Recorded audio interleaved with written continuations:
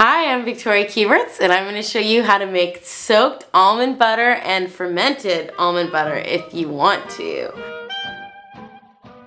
Last night I took maybe a cup and a half of these nuts, poured them into a glass bowl, and covered them with twice as much filtered water. I know that the water in my city, Seattle, though reputedly clean, does contain fluoride as well as chlorine.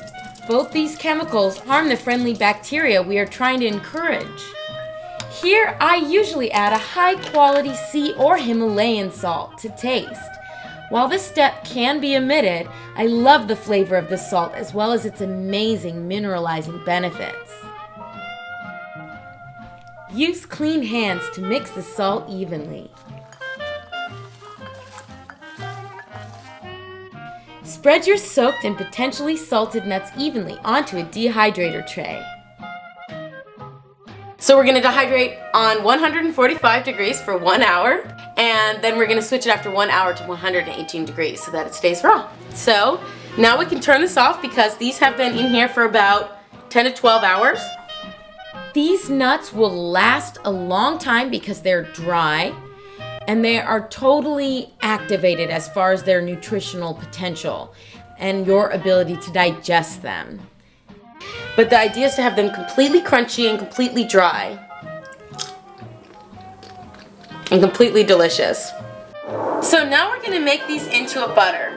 You can use a Vitamix, which I'm using here, or you can use a food processor. You want to make sure that you feel the sides and that it doesn't get overheated, because the Vitamix has such a powerful motor, it can overheat very quickly. And then you won't have raw foods anymore after the 12 hours you spent dehydrating them on 118 degrees. So here is the consistency that we are looking for. It's a little oily, but as you can see, it's a little drier than your average nut butter. And that's because we used the Vitamix. But that's okay, because we are going to reconstitute it with some fermented coconut water, or coconut water kefir.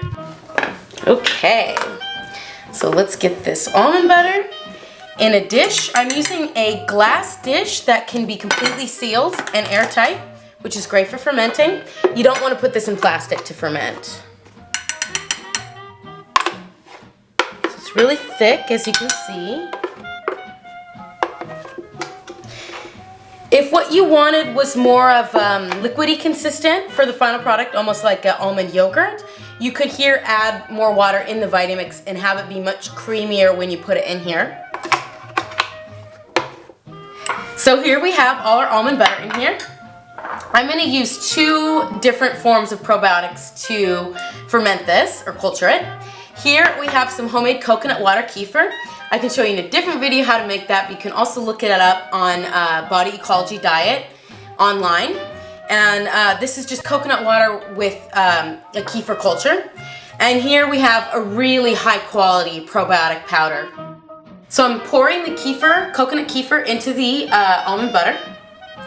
Just gonna pour in maybe a couple tablespoons, maybe 3, 4 at the most for this whole thing. And I'm gonna use a fork and I'm gonna start mixing it in. It takes a little bit of time and patience and love and good energy to get this all nicely mixed. And we're just gonna use a teeny little bit. Maybe even just like that. And again, we want to mix this in.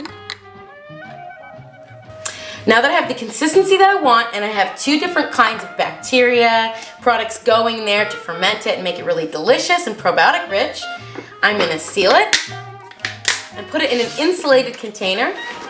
I like to keep it out of daylight, and I like to keep it in somewhere where it can stay at room temperature or a little bit warmer. In the Pacific Northwest, you sometimes have to be creative about how to keep your ferments warm, but it's going to ferment faster and better.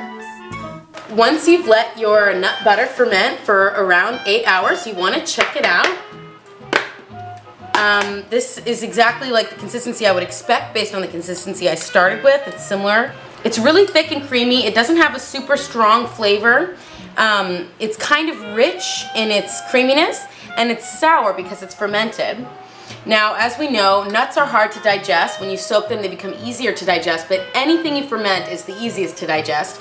So this is a wonderful health product, and because of its kind of unique, creamy, rich texture and kind of tangy flavor, It's a great cheese substitute.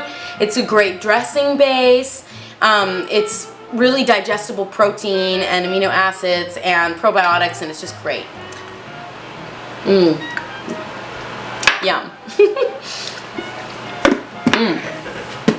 So, happy soaking and fermenting. That's it for today, and thank you so much for joining us.